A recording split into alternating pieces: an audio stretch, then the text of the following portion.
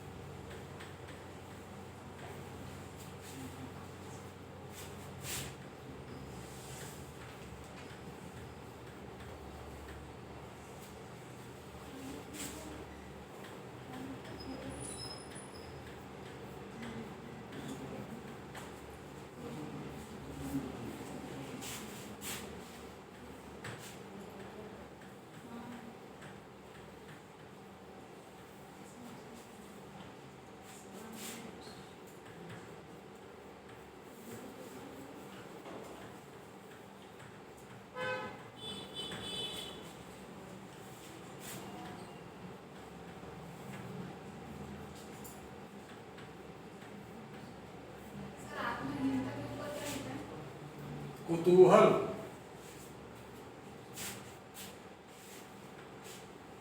इतने बड़े बड़े अक्षरों में लिखा है तुझे नहीं पढ़ पा रहे?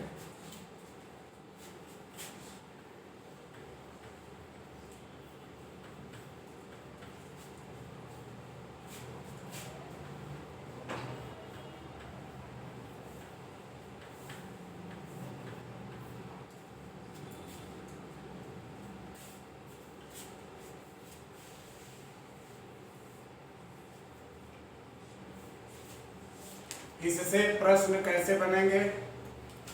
पहले तो ये पूछा जा सकता है कि भरत ने नाट्य शास्त्र में कितने रसों की परिकल्पना की है? 8 है वहाँ। दूसरे तरह का प्रश्न ये बनेगा कि श्रृंगार रस का स्थायी भाव क्या है? 4 दे देगा। एक उदाहरण श्रृंगार रस है, किसी भी रस का स्थायी भाव पूछ सकता है, तो ये आपको मालूम होना चाहिए। रस और स्थायी भाव, इसका आपको अंदाजा होना चाहिए। कम से कम जो प्रमुख हैं, 8 तो मुख्य हैं, जो भरत के नाट्य शास्त्र से हैं वो 8 मुख्य हैं। इसके बाद 9वां जो है शांत रस, ये किसकी परिकल्पना है? आचार्य विश्वनाथ। और बाद के जो 2 रस हैं उसके नाम का पता नहीं है किसने उसको परिकल्पित किया है, लेकिन जो वात्सल्य रस है वो मुख्यतः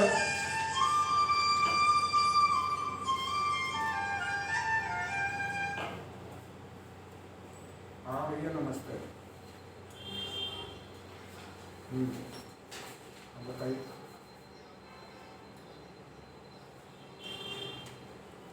अरे तो जब शासन देगा तभी मिलेगा भाई, मैं कैसे बता सकता हूँ?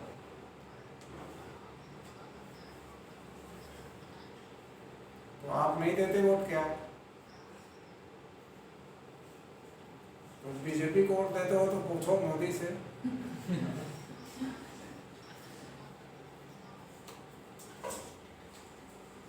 तो कांग्रेस से देखते हैं, पूछने की कोशिश करेंगे।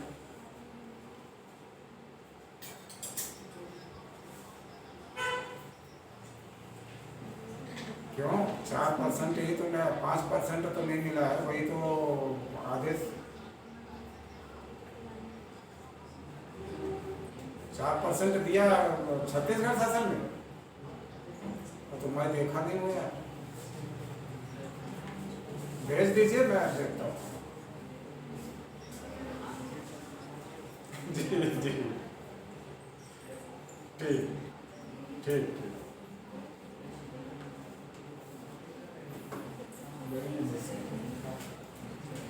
तो ये रस से, ये जो अभी नाम है, इससे इस तरह के प्रश्न बन सकते हैं। ये हमारे सीनियर रिटायर्ड प्रोफेसर हैं, उनका फोन था, इसलिए थोड़ा सा उनसे बात करना पड़ गया। अब हम श्रृंगार रस की बात करते हैं। नोट कर लिए सब? तुम लोग हिंदी की क्या शिकायत कर रहे थे? सर हिंदी में वो जियोग्राफी कौन पढ़ाता है जियोग्राफी?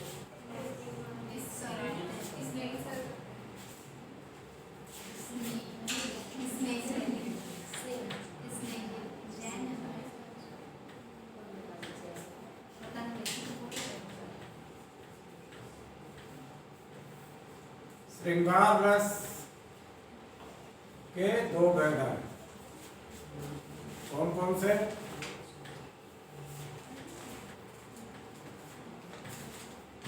संयोग श्रृंगार और वियोग श्रृंगार। श्रृंगार लिखने आता है ना? देख लो श्रृंगार कैसे लिखा जाता है, बहुत सारे लोग गलत लिखते हैं।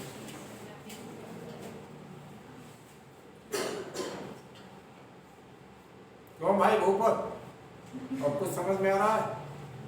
क्या नाम? भूपत गायब हो गया? मुझसे डर गया? मुझसे अब क्या डरेंगे लोग? अब तो मैं बड़ा, मेरी आवाज भी थोड़ी नरम हो गई है। डरते तो ऐसा थे लोग कि पीजी के लड़के लड़कियां मुझसे दूर भागते थे। अभी तो एक डर के गए आपसे। क्या पता, जिसको डर लगता होगा तो मैं क्या कर सकता हूँ।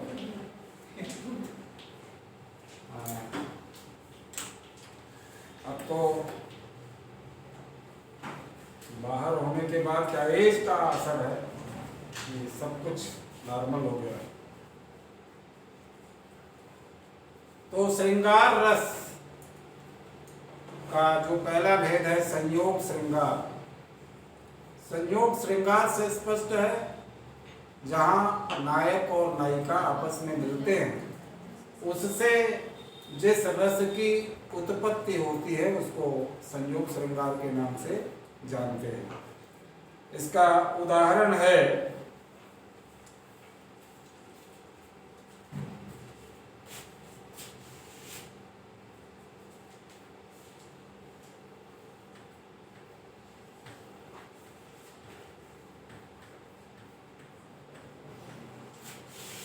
लिख लोगे कि लिखना पड़ेगा?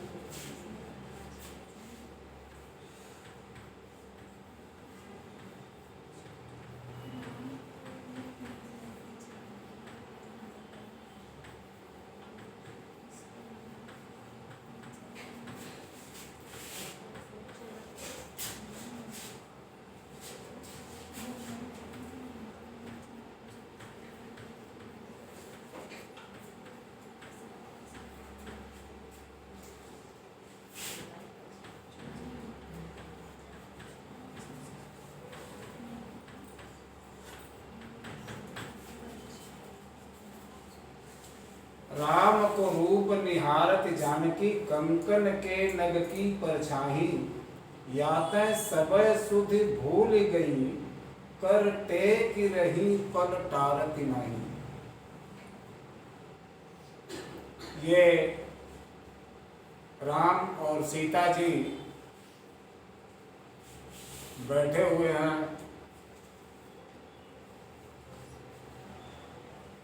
पूजा पाठ हो रहा है और सीता के कंकन में मणियां जड़ी हुई हैं।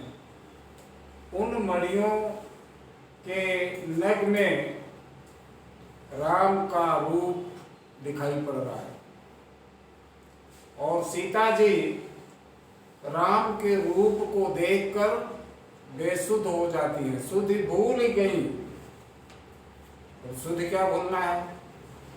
वहाँ तमाम सारे लोग उपस्थित हैं, बीच में मंत्रोच्चार हो रहा है, पूजा पाठ हो रहा है, लेकिन वो राम का रूप देख करके उन्हें ये याद नहीं रहा, उनके आसपास लोग भी हैं और वो जो है कर टेक रही, अपने हाथ को स्थिर कर ली और वहाँ से उनके पल यानी उनकी निगाहें जो है उस नग से टल नहीं रही हैं, वो टाल नहीं रही हैं।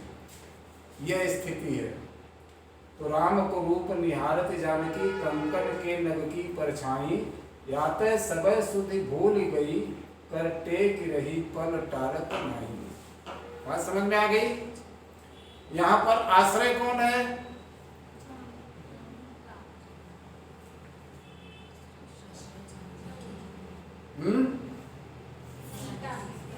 सीता, बिल्कुल सही। आश्रय जानकी है। स्थायी भाव तो रति या प्रेम है, वो तो पता है। तो यहाँ पर आश्रय जो है वो सीता है और आलंबन कौन है? राम है। ये स्पष्ट होना चाहिए।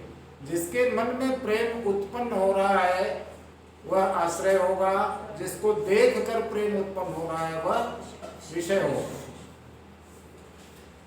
और उद्दीपन यहाँ क्या है? वहां पर पूजा पाठ मंत्रोच्चारण हो रहा है और राम का रूप जो है वह उद्दीपन है। उसको देखकर उनके मन में प्रेम का भाव उत्पन्न हो रहा है। और वहाँ जो मंत्रोच्चारण हो रहा है, पूजा पाठ होता है, तो गीत वीत भी होता है, तो वो सारा वातावरण वैसा बन जाता है और उस वातावरण में सीता जो है अपनी सुधि भूल गई है। और अनुभव है कंकन के नग में रूप को निहारना, टकटकी लगाकर देखना, ये अनुभव है। और संचारी भाव है सुधि को भूल जाना और हर्षित होना, क्योंकि प्रसन्न हुई और इतना मगन हो गई उस रूप को देखने में कि सुधि ही भूल गई।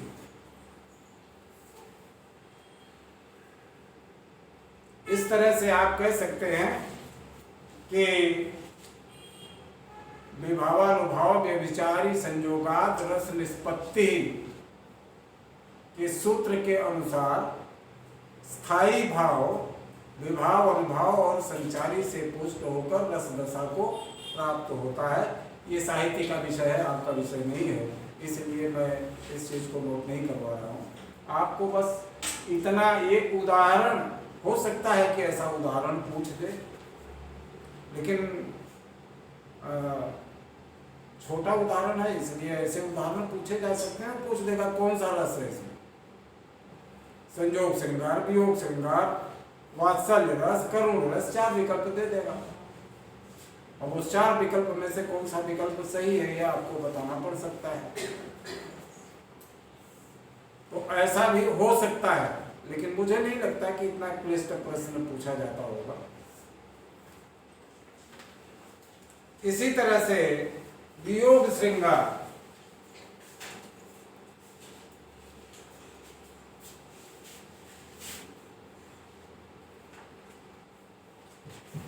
संयोग श्रृंगार में नायक और नायिका का मिलन होता है, दोनों एक साथ होते हैं। उनके मन में जो प्रेम जागृत होता है उससे जो स्थायी भाव पुष्ट होकर रस दशा को प्राप्त होता है वो संयोग श्रृंगार होता है। वियोग श्रृंगार में नायक और नायिका, प्रेमी या प्रेमिका दोनों अलग होते हैं, वियोगावस्था में होते हैं, विरह दशा होती है और उस विरह के कारण उन्हें व्याकुलता होती है। तो इसका उदाहरण है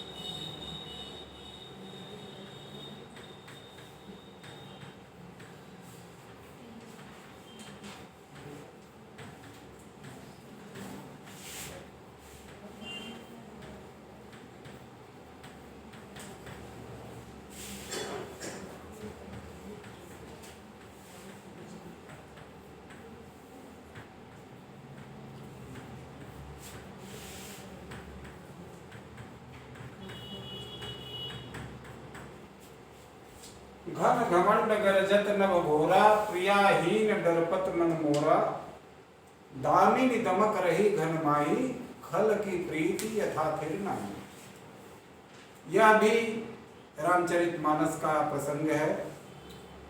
सीता जी का हरण हो चुका है, इसके बाद बरसात का मौसम आता है और उसमें रामचंद्र जी ये लक्ष्मण जी से कहते हैं कि घन घमंड गरजत नभ घोरा, आकाश में विकराल बादल छाए हुए हैं और गर्जना कर रहे हैं। और वो भी कैसे गर्जना कर रहे हैं? गर्वित होकर। बादल ऐसा लगता है ना, तो जब तेज गरजता है तो लगता है बड़ा घमंडी हो गया।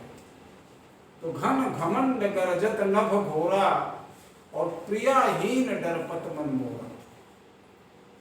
रामचंद्र जी कह रहे हैं कि सीता जी के न रहने पर मेरा मन डर रहा है, मैं भयभीत हो रहा हूं। और दामिनी दमक रही, और ये बात अगर सीता जी कहती तो एक बार समझ में आता, लेकिन रामचंद्र जी डर रहे हैं बादलों की गर्जना से। सीता के न रहने पर रामचंद्र जी को डर लग रहा है। और खैर प्रेम में बहुत कुछ उल्टा पलटा होता है, मैं बताया हूं, तो ऐसा यहाँ भी हो गया होगा। दामिनी दमक रही घन माही, आकाश में बिजली कड़क रही है, दमक रही है, चमक रही है। कैसे? खल की प्रीति यथा थिर नाही। ये उसी तरह से जिस तरह से दुष्टों की प्रीति होती है वह स्थिर नहीं होती है, कभी यहाँ कभी वहाँ, इस तरह की प्रीति होती है। उसी तरह से बिजली भी चमकती है और तुरंत चली जाती है, वह भी स्थिर नहीं होती। तो यहाँ तुलसीदास जी ने खल की प्रीति से तुलना कर दिया बिजली की। तो ये रामचंद्र जी ऐसा मन में सोच रहे हैं, तो यहाँ पर आश्रय कौन होगा? राम जी। राम होंगे, बिल्कुल सही। स्थायी भाव तो वही रहेगा, रति या प्रेम। विषय कौन है? सीता। उद्दीपन क्या है? किससे उद्दीप्त तो हो रहा है प्रेम? बादलों से। बादलों का गरजना, बिजली का चमकना, और अनुभाव जो है, डर रहे हैं तो जाहिर है कि कंप हो रहा होगा, कांप रहे होगे, डर से तो कांपता ही है आदमी, डर में पसीना भी छूटने लगता है। तो ये स्तंभ, कंप, इस तरह के अनुभव हो सकते हैं। और संचारी भाव, मोह, चिंता, जड़ता, ये संचारी भाव हो सकता है। इस तरह से यह रति स्थायी भाव पुष्ट होकर रस दशा को प्राप्त करता है। ठीक है। इसके बाद है हास्य रस।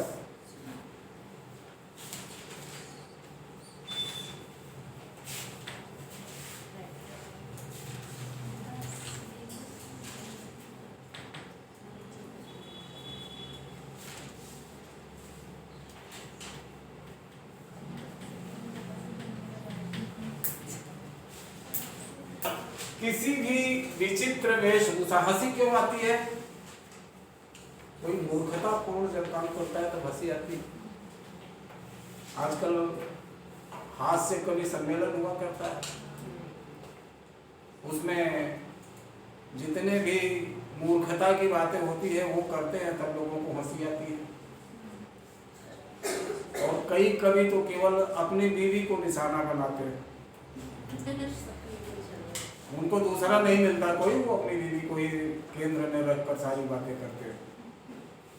तो ये हास्य पैदा करने के लिए इस तरह की बातें होती हैं। और उसके अलावा भी बहुत सारी चीजें होती हैं आसपास की, जिसको वो जोड़ घटाकर हास्य पैदा करते हैं। तो किसी भी विचित्र वेशभूषा, वचन या चेष्टाओं से हृदय में उत्पन्न जो उल्लास होता है उसे हास्य रस कहते हैं।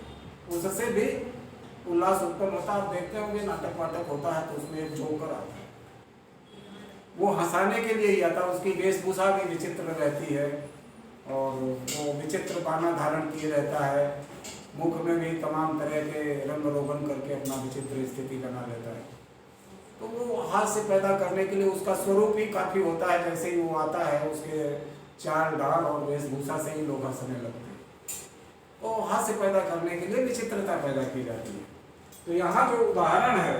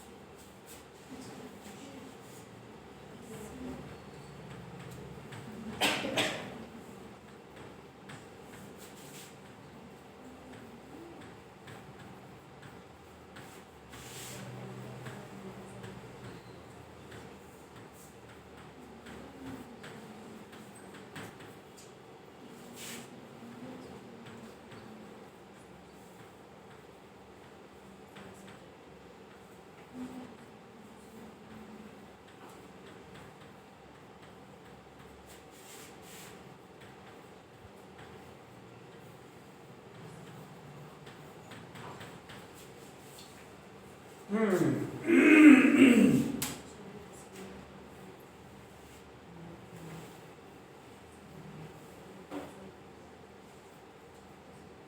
बार नारद जी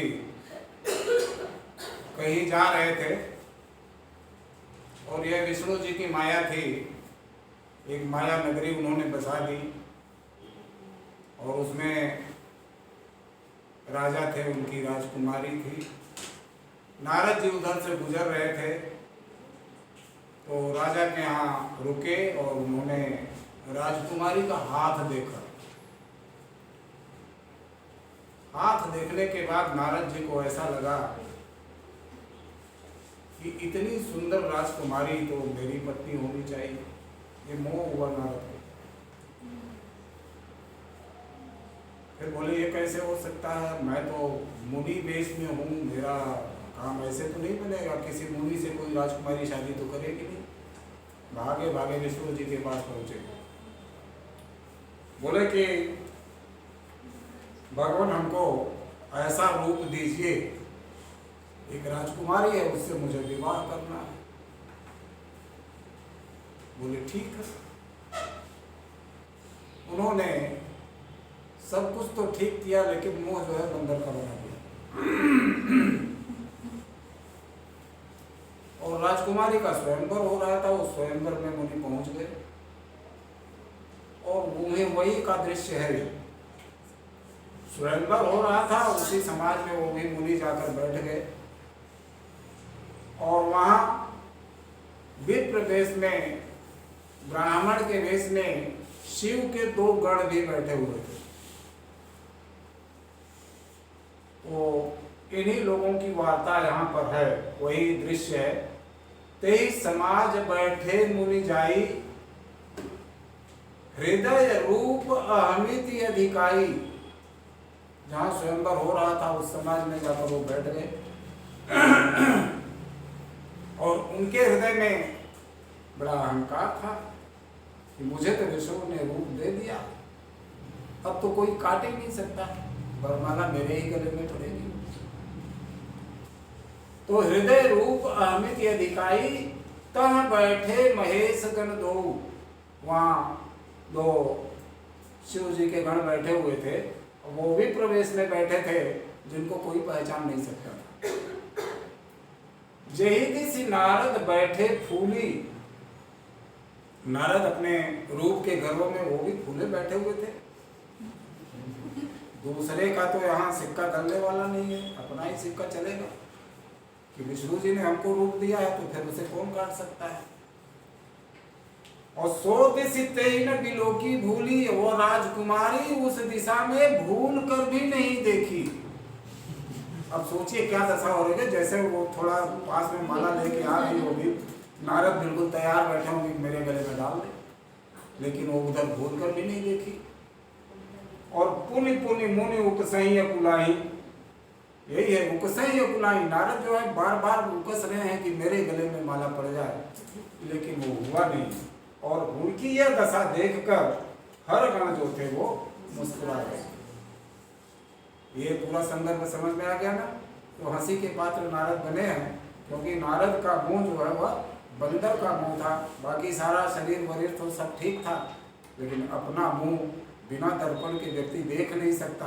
नारद भी अपना मुंह नहीं देख पा रहे थे, इसलिए उनको लग रहा था कि हमको तो शिव विष्णु जी ने रूप दे दिया है, लेकिन उन्हें पता ही नहीं कि उनका मुंह बंदर का है।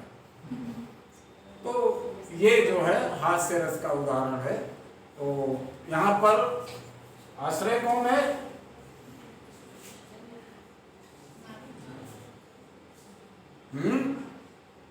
कौन बोला? नारद। नारद तो विषय हैं, आश्रय ये हरगण है जो मुस्कुरा रहे हैं। हरगण के मन में जो हास्य पैदा हो रहा है वो किसके मन में पैदा हो रहा है? शिव के जो गण हैं,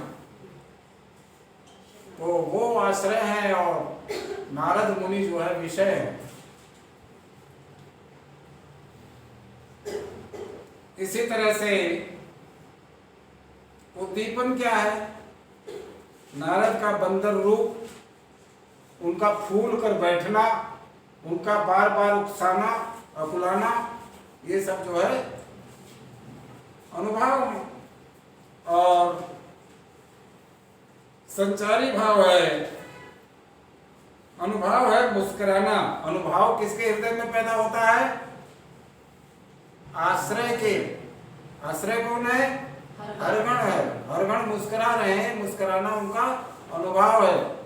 और संचारी भाव है चपलता आदि जो है वह संचारी भाव है। अब अगला रस है करुण रस। बात समझ में आ गई ना? उदाहरण समझ में आ गया?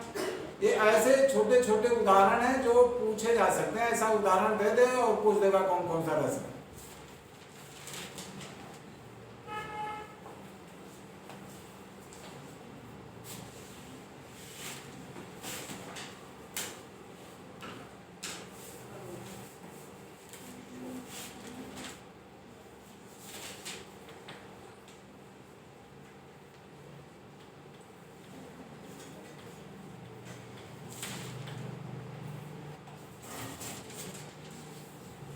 अब करुण रस कैसे पैदा होता है? किसी प्रिय वस्तु की मृत्यु हो जाए, या कोई प्रिय जो है दीन दशा में चला गया हो, करुणा करके करुणा निधि रोए। कहाँ है? पढ़ा है किसी ने? सुदामा चरित में है। जब श्री कृष्ण जो है श्री कृष्ण के पास सुदामा जाते हैं तो वहां पर वो उनका पानी परात को हाथ छुयो नहीं, आंसुन के जल सो पग धोए।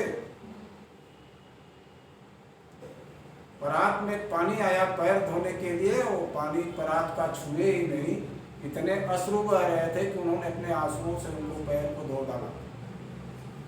तो वो वहीं पर लाइन है, करुणा करके करुणा निधि रोए। वो पूरा छंद मुझे याद नहीं। तो ये करुण रस होता है। अपना कोई प्रिय व्यक्ति हो, दिन दशा को पहुंच गया हो और कभी मुलाकात हो या जानकारी प्राप्त हो तो मन में करुणा का भाव पैदा होता है। तो इसका उदाहरण है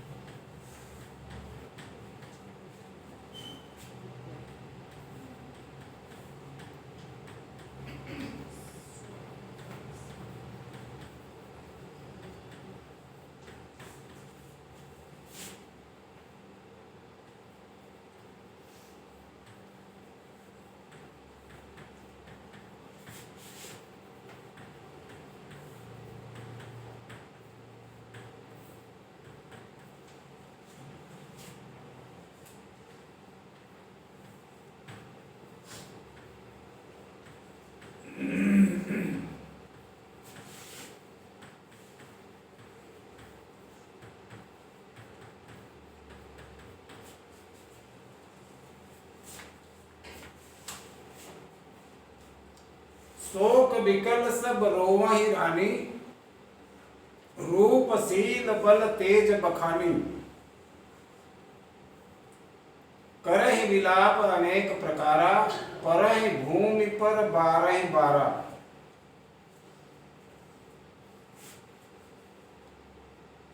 क्या पढ़ी रखा हुआ? तो शोक विकल सब रोए, ये उस समय का दृश्य जब राजा दशरथ की मृत्यु हो जाती है और सभी रानियां शोक विवल होकर रोदन करती हैं, वह दृश्य है। तो जाहिर है कि प्रिय की मृत्यु हो गई है। तो शोक विकल सब रोए रानी, राजा की मृत्यु की शोक में सभी रानियां रो रही हैं। कैसे याद कर करके जब कोई मर जाता है तो बड़ा उसके गुणों को याद किया जाता है। रूप, राजा दशरथ रूपवान थे, राजा है तो रूपवान रह गए। शील, उनका जो स्वभाव था, बल शक्ति जो थी और तेज उनमें जो था, उन सबको याद कर करके रानियां रुदन कर रही हैं, विलाप कर रही हैं। करहीं विलाप अनेक प्रकारा, इस तरह से अनेक प्रकार से रानियां विलाप कर रही हैं और परहीं भूमि पर बारंबार बार बार जमीन पर मूर्छित होकर गिर जा रहे हैं। यह दृश्य है। यहाँ पर आश्रय कौन है?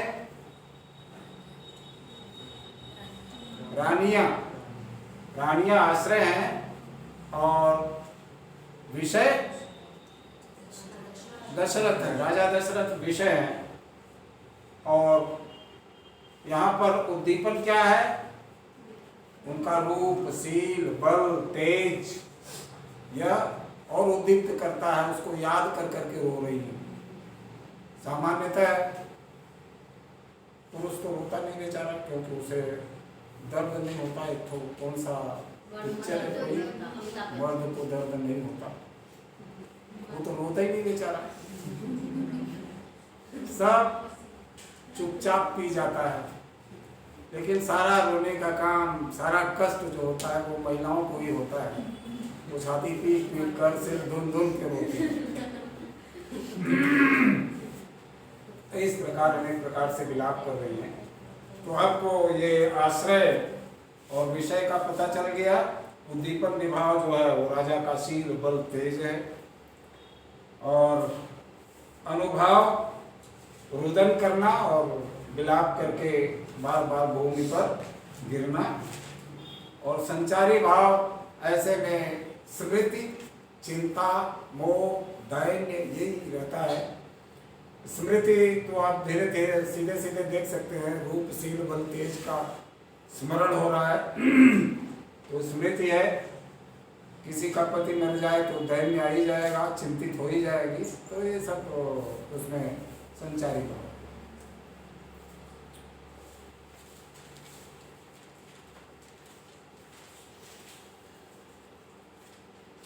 इसके बाद है रौद्र रस।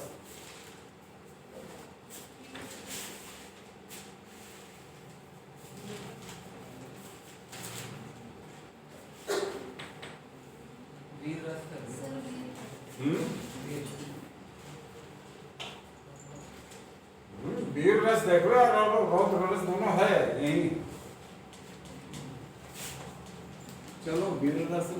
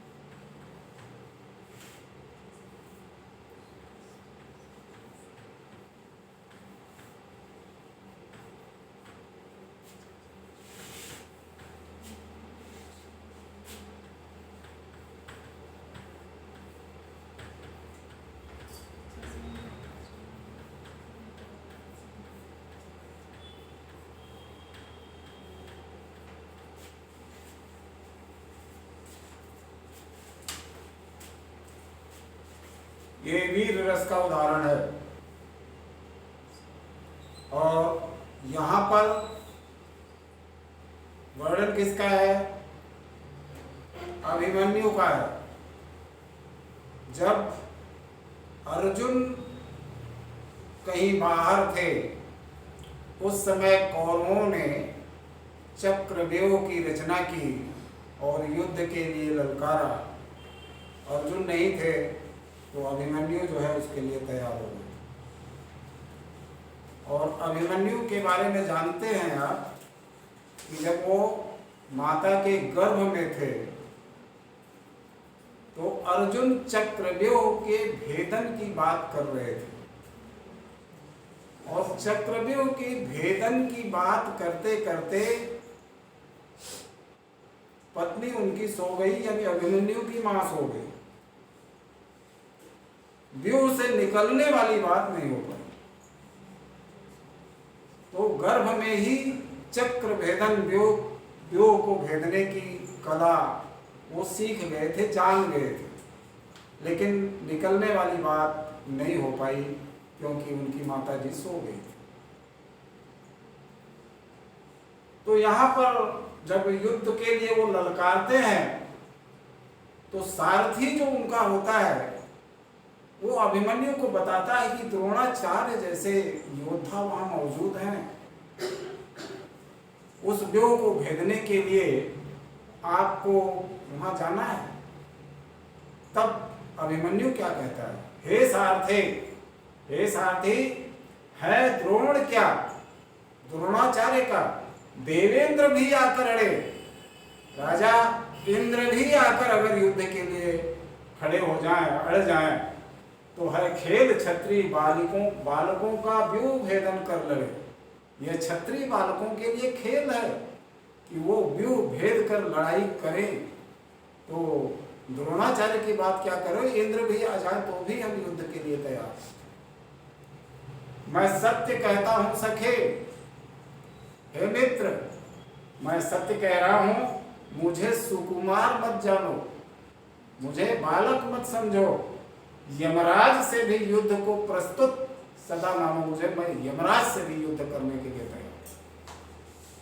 तो जो वीर हृदय होता है वो युद्ध का नाम सुनकर उसका जो मन है वो मचल जाता है, नृत्य करने लगता है। उसी तरह से जैसे कुछ लोग जो नृत्य जानते हैं, अगर कहीं थाप या संगीत सुनाई पड़ जाए तो उनके पैर थिरकने लगते हैं। कई लोग तो कूद ही जाते हैं दूसरे की भी बारात में नृत्य करने के लिए। तो ऐसे लोग भी होते हैं। तो वैसे योद्धाओं का भी है, योद्धा का भी मन जो है वह युद्ध के लिए मचल जाता है। तो यहाँ ये तो क्षत्रिय बालक है, जहाँ जिस घराने में जहाँ युद्ध ही सब कुछ होता है, साम्राज्य बढ़ाओ, जीतो और साम्राज्य बढ़ाओ। वो आजकल नरेंद्र मोदी अपना साम्राज्य बढ़ाते हैं। वो कैसे बढ़ाते हैं? लड़के नहीं बढ़ाते, खरीदते। पता है कि नहीं? तुम लोग क्या पढ़ते हो? पेपर को पढ़ते हो नहीं पढ़ते हो? महाराष्ट्र की सरकार कैसे बनी है? विधायकों को खरीद कर बनी है। कई सरकारें इस तरह से, गोवा की सरकार, कहाँ की सरकारें इस तरह से बनी है, मध्य प्रदेश की सरकार। तो ये सब खरीद फरोख्त कर करके अपना साम्राज्य बढ़ाते हैं, वहां युद्ध करके साम्राज्य बढ़ाते हैं। तो राजाओं का काम है अपने साम्राज्य को विस्तारित करना, साम्राज्य को सुरक्षित रखना, ये राजाओं का काम है। लेकिन विस्तारित करने के लोगों के तरीके अलग अलग हैं। तो आप लोग, इसका मतलब ये है कि जो करंट अफेयर्स होता है उससे बिल्कुल अपरिचित रहते हैं। समाचार पत्र पढ़ते हैं कि नहीं पढ़ते हैं? नियमित रूप से समाचार पत्र पढ़ना चाहिए। और जो ऐसा लगे कि ये करंट अफेयर्स का मैटर, उसे रजिस्टर में डेट सहित नोट करके रखना चाहिए। कई बार घटनाएं पूछ दी जाती है, घटना कब घटित हुई, क्या बताओ? इसके लिए तैयारी पहले से शुरू करना चाहिए। आपके पास रजिस्टर होना चाहिए जिसमें डेली आप समाचार पत्रों को पढ़ते हैं, उसको बड़े ध्यान से पढ़ो। जो आपको लगता है कि ये जनरल नॉलेज की चीज़ है, ये पूछा जा सकता है, उस चीज़ को शार्ट में नोट करके रखिए, तब तैयारी होगी। तो केवल किताबों के भरोसे काम नहीं चलता, आपको समाचार पत्र और पत्रिकाएं भी पढ़ना चाहिए। ठीक है, तो ये बात समझ में आ गई। तो यहाँ पर आश्रय कौन है? अभिमन्यु। अभिमन्यु आश्रय है। विषय कौन सा है? शत्रु पक्ष विषय है। अब यहाँ किसी एक का नाम स्पष्ट रूप से नहीं है, जो शत्रु पक्ष है, जो व्यूह रचा है, वो विषय है। और उद्दीपन क्या है? व्यूह रचना। और जाहिर है कि युद्ध के लिए शत्रु ललकार भी रहा होगा, तो शत्रुओं की ललकार और व्यूह रचना, ये जो है उद्दीपन है। उद्दीपन विभाव के अंतर्गत आएंगे। अनुभाव क्या है? अभिमन्यु का वचन, जो अपने सखा से कह रहे हैं, रोमांच और युद्ध के लिए तैयार है, युद्ध की तैयारी। और संचारी भाव उत्सुकता, हर्ष, गर्व, ये जो गर्विली बात कर रहा है अभिमन्यु, ये सब उसके संचारी भाव है। ठीक है।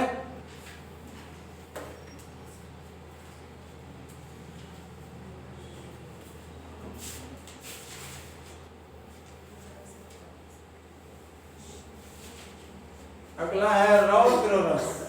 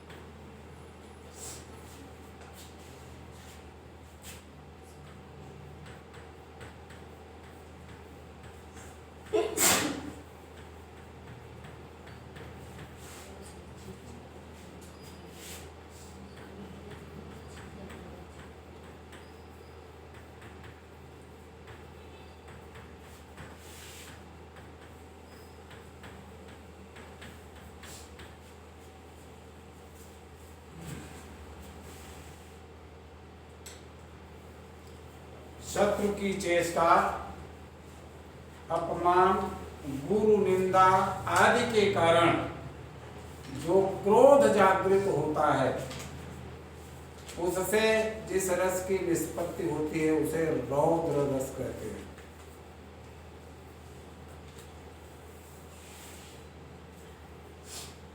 तो श्री कृष्ण के सुन वचन अर्जुन क्रोध से जलने लगे।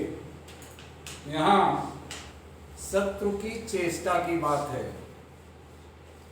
अभिमन्यु को व्यूह में जयद्रथ ने मारा था। और ये जो प्रसंग है जयद्रथ वध के पहले, यानी वध के पहले वध के लिए तैयार है, युद्ध के लिए तैयार है। तो श्री कृष्ण ने उनको सूचना दी कि ऐसा ऐसा हो गया है,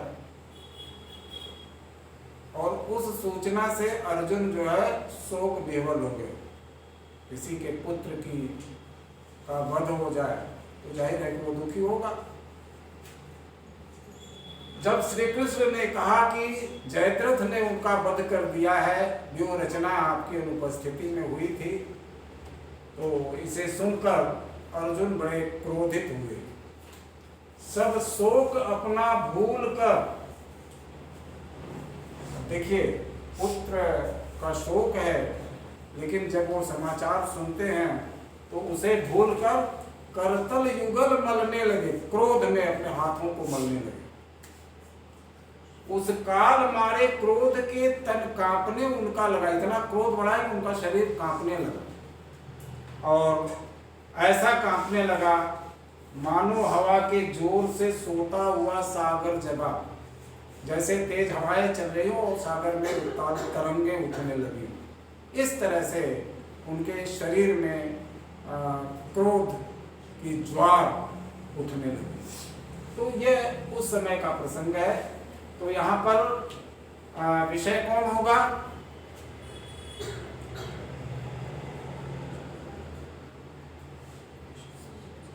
आश्रय कौन होगा? अर्जुन होंगे, ठीक। विषय कौन होगा? श्री कृष्ण क्यों होंगे? शत्रु पक्ष होगा। श्री कृष्ण तो उनके पक्ष के व्यक्ति हैं। शत्रु पक्ष जो है वह आश्रय होगा, हाँ विषय होगा। और शत्रु पक्ष में जाहिर है कि जयद्रथ वहां मुख्य शत्रु के रूप में है। उद्दीपन विभाव, श्री कृष्ण के वचन और युद्ध का वातावरण, अनुभाव, क्रोध से जलना, हाथ का मलना, शरीर का कांपना आदि जो है अनुभाव है। और संचारी भाव है उग्रता, अर्जुन जो उग्र हो रहे हैं वह उग्रता जो है संचारी भाव है। तो इस तरह से रौद्र रस यहाँ पर निष्पन्न होता है। विभावानुभाव व्यभिचारी संयोगात, स्थायी भाव से संयोग होने पर रस की निष्पत्ति होती है। अगला रस है भयानक रस।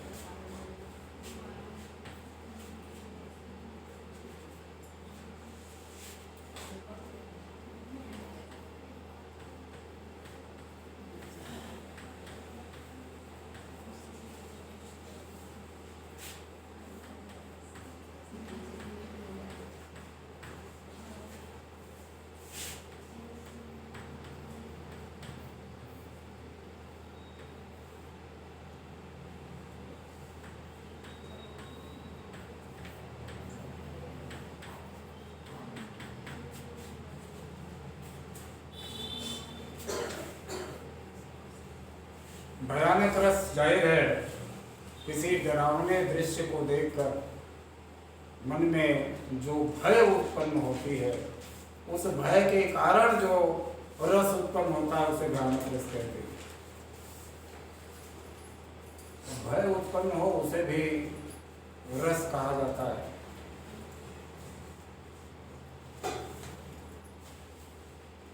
तो यहाँ पर आश्रय कौन है?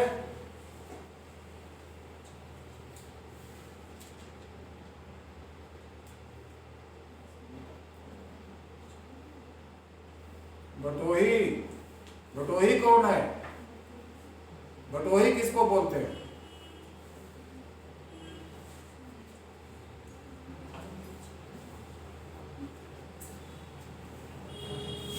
बटोही पथिक। अब पथिक कौन होता है? यात्री। जो यात्रा कर रहा होता है वह पथिक होता है, बटोही होता है। ये हो गया आश्रय। विषय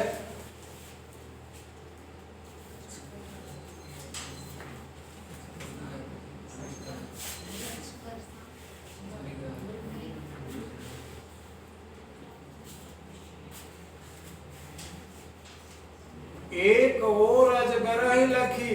लखी मतलब तुलसीदास जी ने एक दोहा लिखा है, हम लखी लखई हमार लखी हम हमार के बीच, तुलसी अलखई का लखई राम नाम जपनी। लखना का मतलब देखना, अवधि में उसको लखना बोलते हैं। वो लख रहा है मतलब देख रहा है। तो एक और अजगर ही लखी, एक तरफ उसने अजगर को देखा और एक और मृगराय। मृगराय क्या है? हाँ?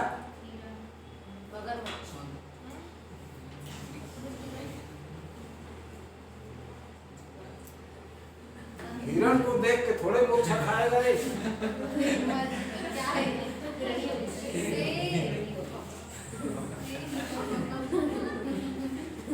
मृग का मतलब होता है जानवर।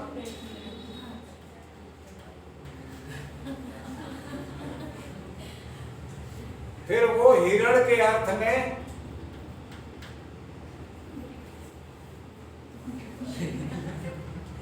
और जानवरों का राजा कौन है? शेर। तो मृगराय जो है वह शेर है।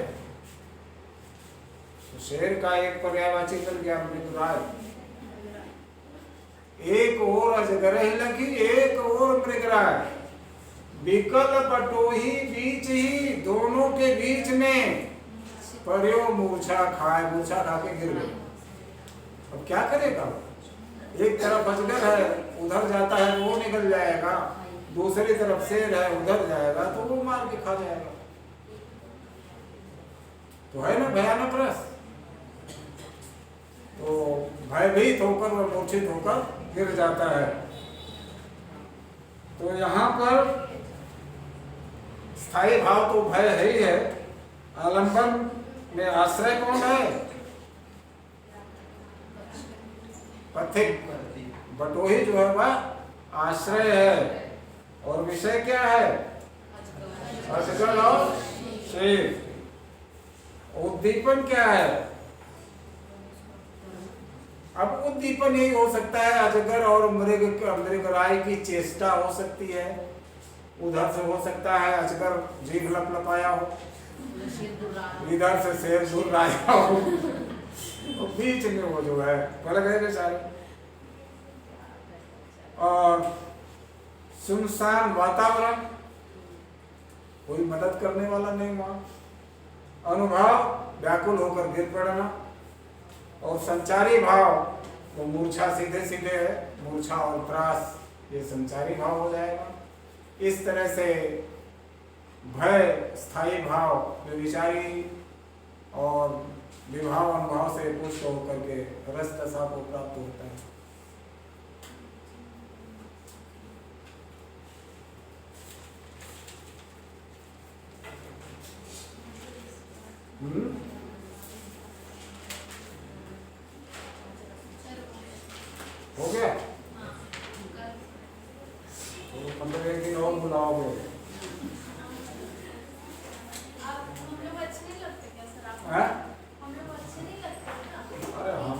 क्लास इतनी अच्छी लगती है, लेकिन हम क्या बताएं, जब तुम्हारे यहाँ टर्म हिंदी की आती है तभी हम आते हैं। तो रोज टर्म रहे तो रोज हम पढ़ाएं। तो ऐसे आ जाइए कीजिए सर।